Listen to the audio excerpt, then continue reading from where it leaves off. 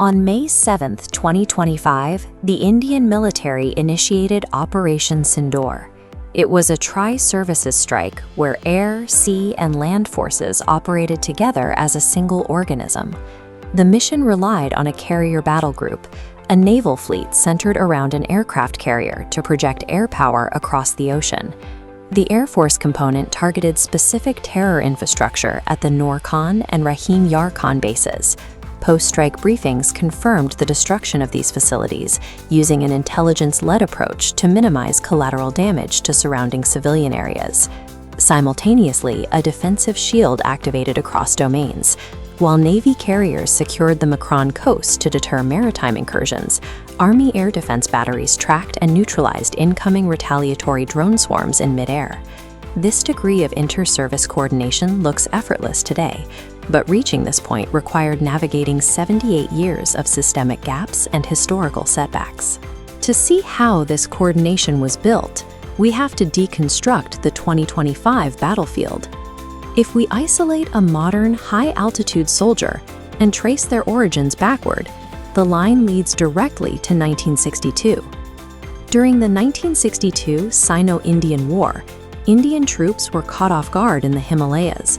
They lacked winter gear, their intelligence gathering was weak, and the military had not yet developed a high-altitude strategy. The military restructured following that conflict.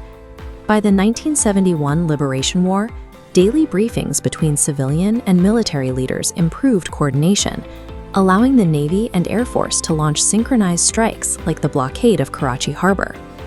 This improved planning led to a victory in 13 days, with over 90,000 Pakistani soldiers surrendering, the largest military surrender since the Second World War. 1971 proved that coordination works, but the branches were still operating in isolation, a structural gap that future conflicts would soon exploit. From the 2025 wireframe, we can select a real-time data feed and trace it back to the high-altitude peaks of 1999. This diagram shows the line of control, or LOC, the militarized border dividing Indian and Pakistani-controlled Kashmir. In 1999, infiltrators bypassed early warning posts and established positions on the Indian side, remaining undetected for weeks. Without a central military intelligence agency, the army was forced into a reactive counter-assault. Soldiers had to fight upward towards 16,000-foot peaks in sub-zero temperatures without a dedicated mountain warfare doctrine. Reclaiming the heights required immense infantry grit. The intruders were eventually evicted, but the battle took a heavy toll on the ground forces. Reclaiming the territory ended the battle, but highlighted the cost of fighting without a central intelligence agency or a unified mountain warfare strategy. Kargil forced the military to abandon its siloed structure. The focus shifted toward planning for multi-front warfare, where information could be shared across branches instantly. Returning to the 2025 grid, we isolate a precision-guided munition and trace its history to the doctrine shifts of 2016 and 2019. Historically, India followed a doctrine of strategic restraint, meaning the military typically only engaged in defensive operations on its own soil.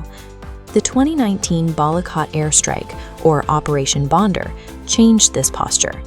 Indian Mirage 2000s crossed the line of control to destroy terror training camps, signaling that infrastructure beyond the border was no longer a safe haven.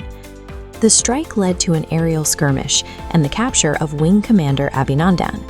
His release 2 days later showed that India could manage high-stakes escalation without triggering a wider conflict. Balakot established that terrorism was no longer a low-cost option.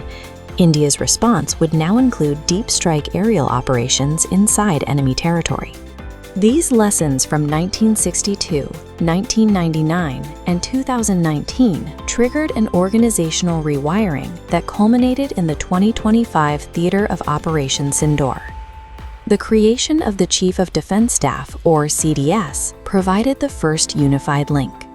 The CDS acts as a single authority to merge the operations, logistics, and planning of all three separate branches. This leadership shift enabled the Integrated Air Command and Control System, or IACCS. It is a digital backbone that allows real-time data to flow between a Navy ship, an Army radar, and an Air Force jet, synchronizing their responses. This operational brain relies entirely on self-reliance. Indigenous technology, like the Akash surface-to-air missile system, creates a layered defense grid that protects both military and civilian infrastructure. With a domestic shield protecting the airspace, carrier battle groups can establish maritime dominance. They can bottle up enemy air elements along the coast while providing a deterrent across the Indian Ocean. Operation Sindoor proved that the fragmented approach of previous decades has been replaced by a unified system.